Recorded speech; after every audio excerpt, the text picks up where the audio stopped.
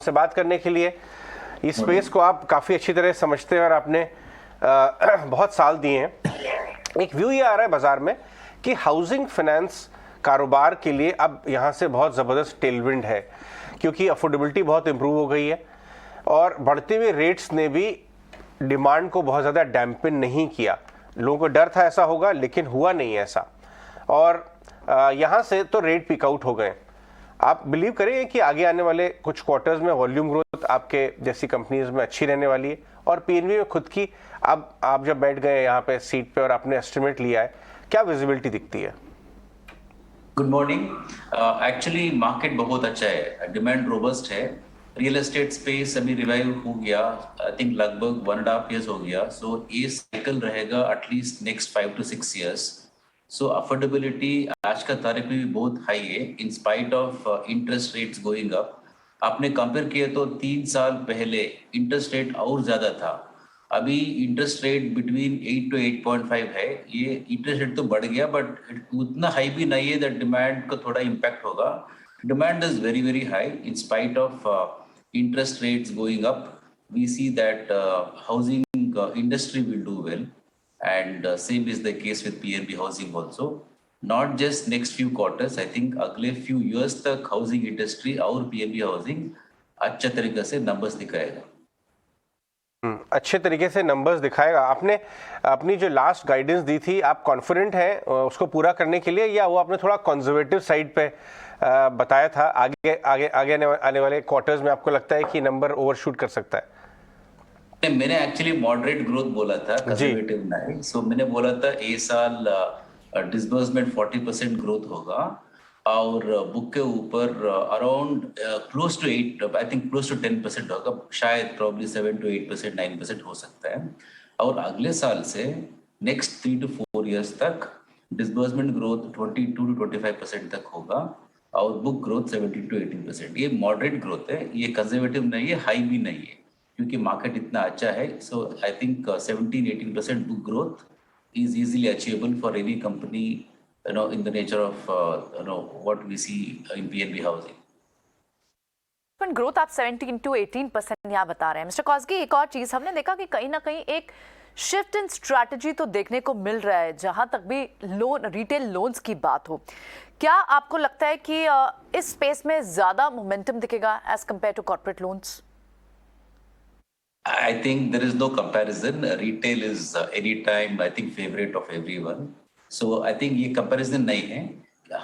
We will be in corporate maybe after 4 to 6 quarters के बाद, GNPA कम होने के बाद हम लोग restart करेगा। We'll restart, but it will be in a different format. I think we'll be present more at a strategic level, so to get more retail business, but not purely into corporate to make profit. So it is not a business decision, it is more of a strategic decision.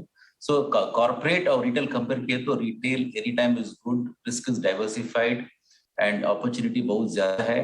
And even an incident, God forbid, nothing happens in next few centuries like COVID. Even if there is one more event like COVID, I think retail is more robust as a portfolio. So I think सबका retail पसंद है, and which is why even our focus is largely on retail. ठीक है mister Kaushiki, एक चीज़ आपसे और पता करनी थी। आप क्योंकि एक साल का ना हमने आपका नेट इंटरेस्ट मार्जिन भी निकाले हुए हैं, वो एक साल लो इंटरेस्ट का बहुत स्ट्रॉन्ग बेस था, अब थोड़ा ब्याज दरें बढ़ी हैं।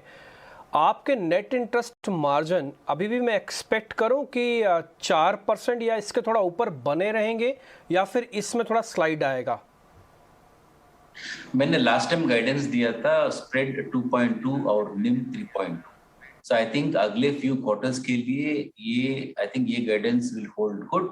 उसके बाद probably we might revise, but going forward since we will be focusing on retail के अंदर अफोर्डेबल, सो हमारा यील्ड बढ़ेगा, मार्जिन भी एक्सपेंड होगा।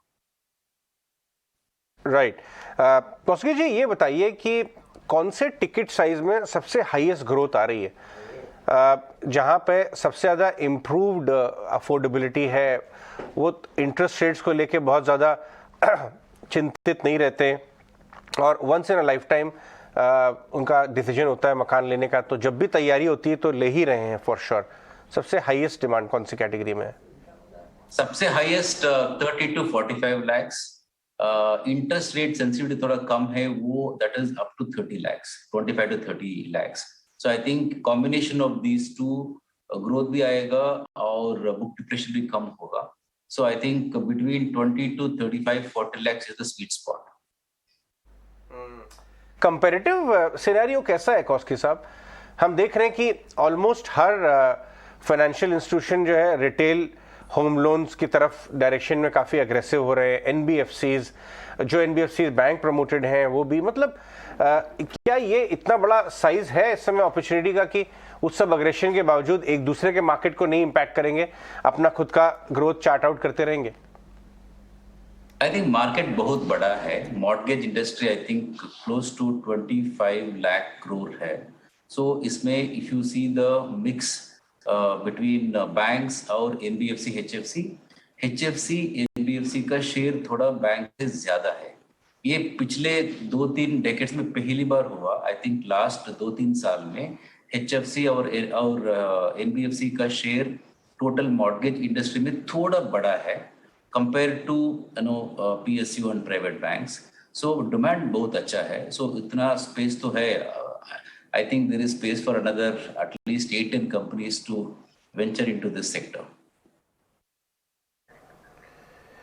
ठीक है कौशिकी साहब, एक चीज़ आपसे और पता करनी थी, वो है ये कितनी प्रोबेबिलिटी अब बची है कि कॉस्ट ऑफ क्रेडिट यानी कि ब्याज दरें थोड़ी और बढ़ जाएं जिससे कॉस्ट ऑफ क्रेडिट महंगा हो सकता है, इसकी प्रोबेबिलिटी कितनी है? क्योंकि बैंक्स तो ये कह रहे हैं कि धीरे धीरे देखिए इन्फ्लेशन पे आरबीआई ने काम किया, काम हो जाएगा, ऊपर से यूएस से भी अच्छे नंबर्स आ रहे हैं, आप देश की सबसे बड़ी एनबीएफसीज में से एक है, रिटेल 90% की बुक्स लेके बैठे हैं, तो आप जरा गाइडेंस हमको दे सकते हैं कितनी प्रोबेबिलिटी है कि कुछ और टाइटनिंग होगी?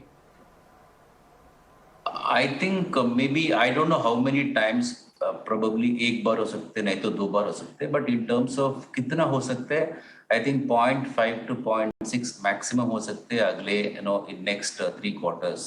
आई थिंक उसको ज्यादा होगा नहीं। So I think that is budgeted in by all the companies.